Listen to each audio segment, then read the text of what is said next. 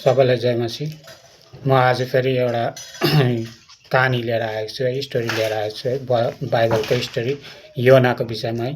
योनालाई चाहिँ योना भन्ने एउटा महान परमेश्वरको दास थियो एउटा है। उसले परमेश्वरको आज्ञालाई पालन गर्थ्यो अनि त्यसै कारण चाहिँ परमेश्वरले उसलाई एउटा आज्ञा दिन्छ कि तैँले गएर निनवे सहरमा त्यो सिटीमा गएर चाहिँ भन त्यहाँको मानिसहरूलाई तिमीहरूको पाप बढेको छ, त्यही कारण चाहिँ परमेश्वरले पश्चाताप गर्नु भन्दैछ भनेर गएर भन भनेर भन्छ। अनि त्यसो भन्दाखेरि त्यो आज्ञा पाउँदाखेरि ऊ डराउँछ। मैले त्यसरी गएर भने भने त तिनीहरूलाई पापी यस्तो उस्तो भन्यो भने त तिनीहरूले मलाई मार्छ भनेर ऊ डराएर चाहिँ के गर्छ, निनवे सिटी जानु, सहर जानु भनेको मान्छेलाई डरले के गर्छ, ऊ त तर्सिस भन्ने एउटा सिटीमा जानु खोज्छ। अनि उसले त्यहाँको टिकटहरू काट्छ है।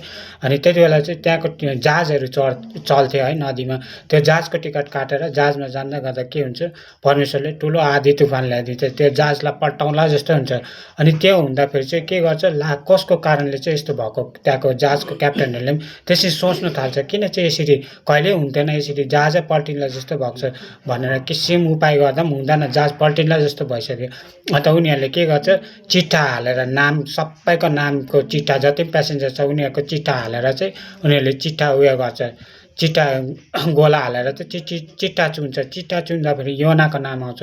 अनि योना सुतिरहेको हुन्छ, योनालाई उठाउँछ, तिम्रो कारणले यस्तो यस्तो भएको रहेछ, परमेश्वर क्रोध दन्केको रहेछ, भड्केको रहेछ, त्यसै कारण चाहिँ अब यो जहाज पल्टिनु आँटेको छ, अब के गर्नु भन भन्दाखेरि चाहिँ उसले उपाय दिन्छ, ठिक छ मलाई नै यो नदीमा तिमीहरूले उचालेर फ्याँका अन्त शान्त हुन्छ भनेर। अनि त्यो तुफान साँच्चै नै शान्त हुन्छ उनीहरूले जब नदीमा फ्याँक्छ उसलाई है।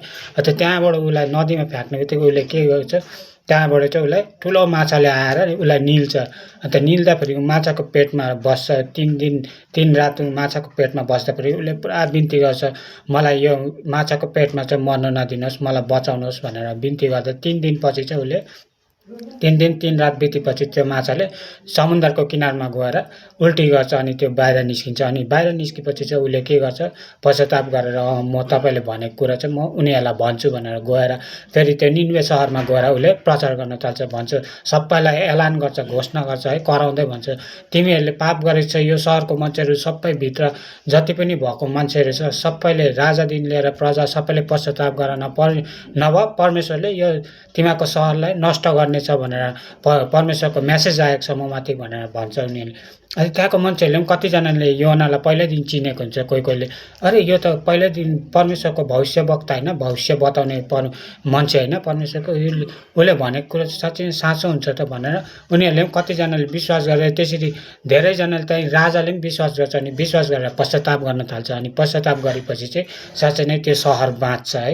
अनि त्यसरी नै आज त्यो स्टोरीबाट चाहिँ के परमेश्वरले बताउन चाहन्छ, अनि परमेश्वरले त्यो योना जब बाहिर निस्किन्छ, सहरबाट बाहिर निस्केपछि योनालाई भन्छ देखिस् तैँले गर्दामा एउटा के भन्छ यिनीहरू बाँचे, यो सहर बाँच्यो, त्यसै कारण म चाहदिनँ कि कुनै पनि छोराछोरी मेरो चाहिँ नष्ट होस् भनेर, त्यसै कारण मैले बचाउनको निम्ति चाहिँ तँलाई यहाँ पठाएको। अनि यिनीहरू बाँच्यो, तैँले गर्दामा यिनीहरूले बाँच्ने मौका पायो।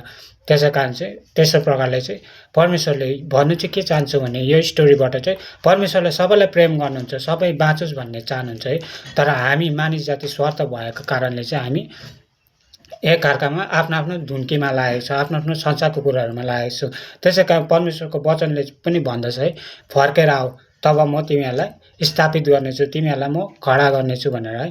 त्यसै कारण आज हामी फर्किनु पर्दछ, परमेश्वरमा फर्किनु चाहिँ आवश्यक छ। हामी धेरैपल्ट हामी मानिस जाति हो, मबाट पनि हामी सबैबाट नै भुल हुन्छ, पाप हुन्छ, अपराध हुन्छ है।